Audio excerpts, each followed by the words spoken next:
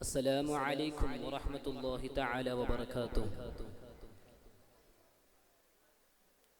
الصلاة والسلام على أشرف المرسلين وعلى آله وصحبه أجمعين. أما بعد.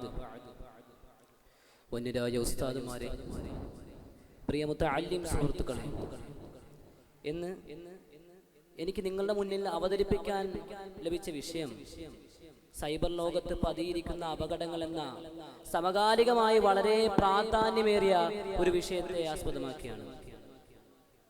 ഇന്നത്തെ കാലഘട്ടത്തിൽ സാങ്കേതിക വിദ്യ അതിവേഗത്തിൽ വളരുകയാണ്.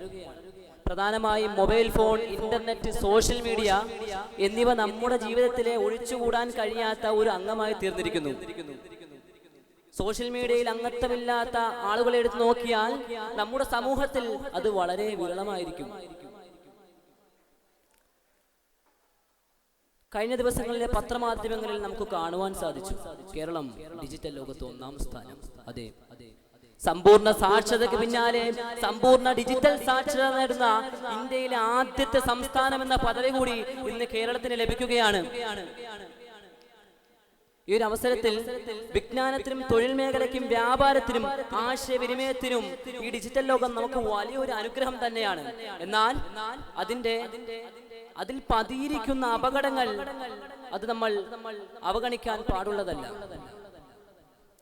അതിവേഗം ഡിജിറ്റൽ വൽക്കരിക്കപ്പെടുന്ന ലോകത്ത് സൈബർ സുരക്ഷ എന്നത് വെറുമൊരു സാങ്കേതിക പ്രശ്നം എന്നതിലുപരി ഒരു രാജ്യത്തിന്റെ സാങ്കേതിക ഭദ്രത, സാമ്പത്തിക ഭദ്രത, ദേശീയ സുരക്ഷ, വ്യക്തിഗത സ്വകാര്യത എന്നിവയെ നേരിട്ട് ബാധിക്കുന്ന ഒരു നിർണായക ഘടകമായി പരിണമിച്ചിരിക്കുന്നു.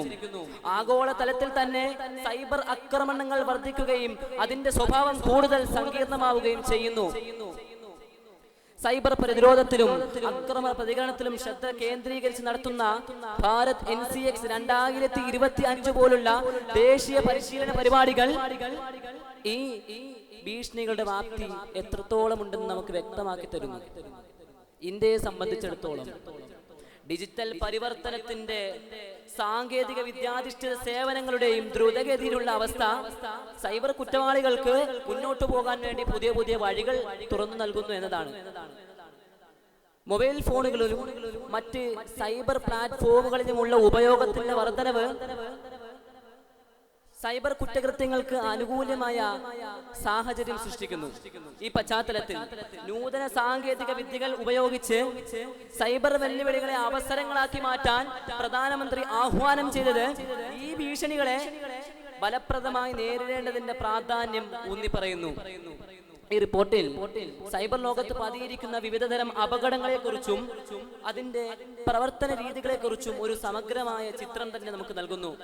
കൂടാതെ സൈബർ ഭീഷണികളെ പ്രതിരോധിക്കുന്നതിനുള്ള വ്യക്തിഗതവും സ്ഥാപനപരവുമായ തന്ത്രങ്ങൾ, ഇന്ത്യയിലെയും കേരളത്തിലെയും സർക്കാർ സംവിധാനങ്ങൾ എന്നിവയെക്കുറിച്ചുള്ള വിശദമായ വിശകലനവും ഈ റിപ്പോർട്ടിൽ നൽകുന്നു.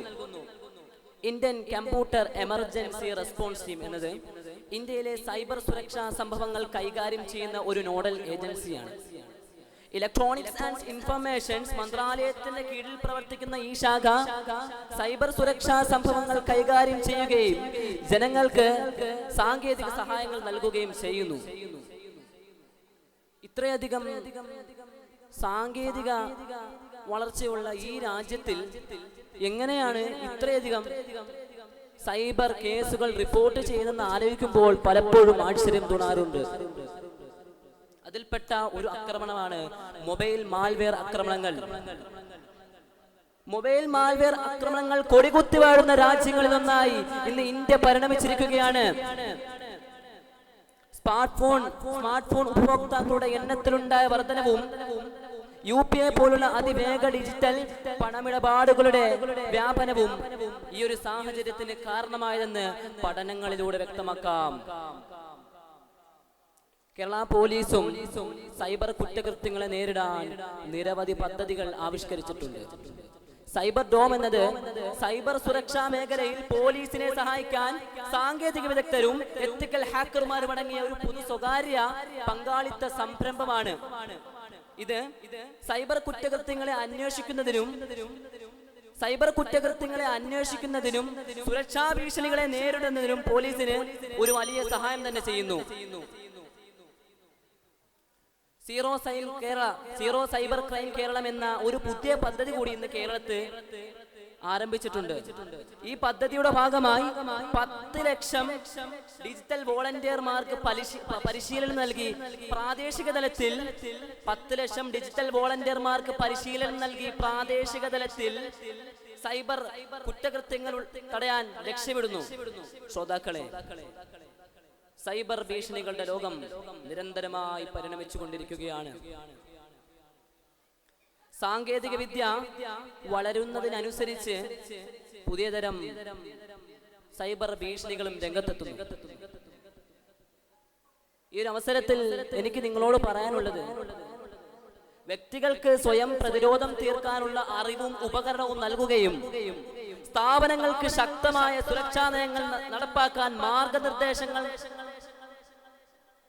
നൽകുകയും ചെയ്യുന്നതിലൂടെ മാത്രമേ ഈ സൈബർ ലോകത്തിന്റെ വലിയ അപകടങ്ങളിൽ നിന്ന് നമ്മുടെ ജനങ്ങളെ സമ്പൂർണമായും സുരക്ഷിതരാക്കാൻ സാധിക്കുകയുള്ളൂ. സൈബർ സുരക്ഷ എന്നത് ഒരു അധിക ചെലവല്ല, മറിച്ച് സാമ്പത്തിക വളർച്ചയ്ക്കും സാമൂഹിക പുരോഗതിക്കും വേണ്ടിയുള്ള ഒരു അനിവാര്യമായ നിക്ഷേപമാണ്. ഇത്രയും പറഞ്ഞുകൊണ്ട് എന്റെ വാക്കുകൾക്ക് വിരാമം. വആഖിറു ദഅവാന അൽഹംദുലില്ലാഹി റബ്ബിൽ ആലമീൻ. അസ്സലാമു അലൈക്കും വറഹ്മത്തുള്ളാഹി തആല വബറകാതുഹു.